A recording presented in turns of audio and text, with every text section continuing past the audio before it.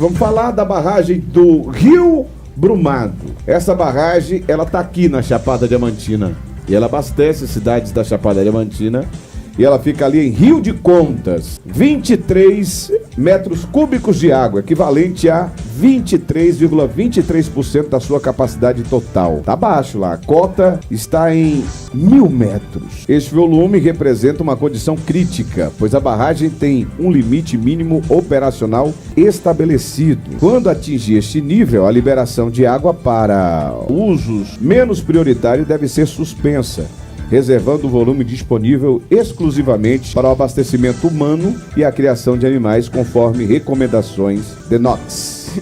Cabe destacar o impacto do assoreamento na barragem, verdade, né? Porque está contando aí que tem essa quantidade de água e é muita lama ali, muita areia, muita sujeira, que reduz a capacidade real do reservatório, pois parte do espaço útil é ocupado por sedimentos. Isso pode dar uma falsa impressão de volume disponível, antecipando a necessidade de medidas restritivas. Nerisvaldo, na verdade é que se você falou aí que está com quantos? 23? Isso. E essa capacidade máxima dessa barragem... 23% da sua capacidade total. É melhor trazer o percentual, porque pois, 23%. Se eu não me engano, essa é uma barragem que ela tem mais de 100 milhões de metros cúbicos de capacidade total. Então, enfim, é um projeto de irrigação, né, que foi bastante comemorado na época, que serviria ali para Livramento, Rio de Contas, Brumado, várias cidades, né, do entorno, inclusive tem muitos povoados ali, e a gente vem observando, Nerisvaldo, que essa barragem, ela gradativamente está diminuindo. Ela veio com 35%, se não me engano, Nerisvaldo, lá no mês de maio.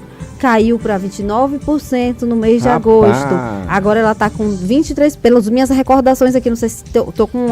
mas assim... Sem os dados, né? Sem os dados oficiais, por memória. E ela está cada vez mais caindo sua capacidade, e isso é muito preocupante. Isso mostra pra gente, né, Nerisvaldo, que não é só a construção de barragem, a gente tem que ter novas posturas em relação à salvaguarda dos recursos hídricos do nosso estado. A gente tem que cuidar de onde ainda tem água, a gente não pode deixar nenhum projeto ferir essas, como é que a gente pode até falar, nós somos aqui na Chapada chamados de berço das águas, mas infelizmente a gente tem deixado empreendimentos atacarem nessa que é uma das nossas principais fontes aqui de recurso de vida, né, que é a água. Então é isso, Nerisvaldo, os dados são esses mesmo. E em 14 de agosto ela estava com 29,99%. Em maio, se eu não me engano, com 38,5% em maio, 38,5%, 29,9% em 14 de agosto e agora 23,23% em outubro, né? No meio de outubro. Esse é o nosso retrato. Esse é o nosso retrato, é preocupante. A gente precisa de atuação assim muito específica dos institutos, como o INEMA, nessas fiscalizações. A gente precisa do governo do estado atuando em todos os problemas que interferem no recurso hídrico aqui no estado. Volto a falar. Eu acho bem difícil assim tratar desse tema quando a gente percebe, viu, Ananda, que não existe uma preocupação de fato por pessoas que deveriam zelar por essa segurança, exemplo, a revitalização das nascentes dos rios, mas nós acompanhamos recentemente as pessoas fazendo movimento por conta de mineração que acaba também interferindo nisso daí, né? A gente não pode esquecer disso, e assim, pessoas que às vezes levantam essa bandeira do meio ambiente e que acaba que quando chega no poder faz vista grossa ou até mesmo facilita a vida dessas empresas e acabam prejudicando, só que lá na frente a conta chega, ela sempre chega. Tá chegando. E inclusive, Débora, você tocou num assunto interessante, porque de fato, Brumado é também um dos polos de minério. A gente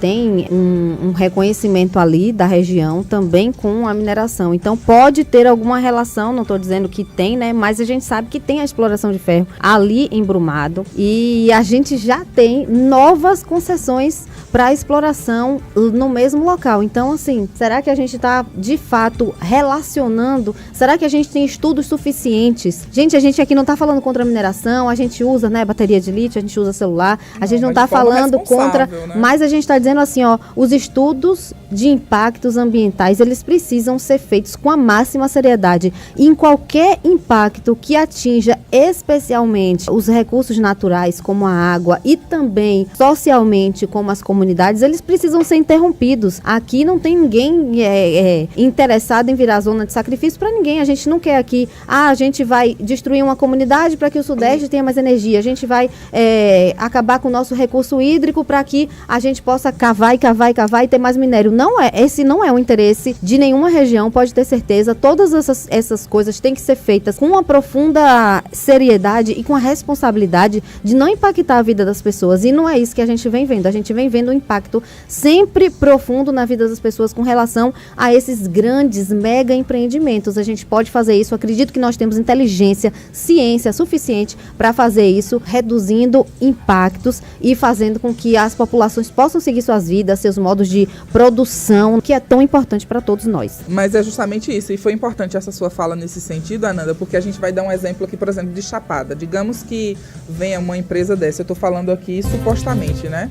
E aí interfira, enfim, no abastecimento de água de uma determinada área. Ali naquele momento que vai ser extraído, ele gera riqueza ali e tudo mais. Só que os reflexos, ele vem com o tempo. E aí acaba que essas pessoas que por hora acham que vai ser uma grande coisa, mas lá na frente aquece a economia da região no momento, né? Dá então, emprego, a gente tem emprego, mas depois quem mora ali é que sofre. É como a Ananda disse, não é que nós sejamos contra a mineração, mas que ela seja feita de forma responsável.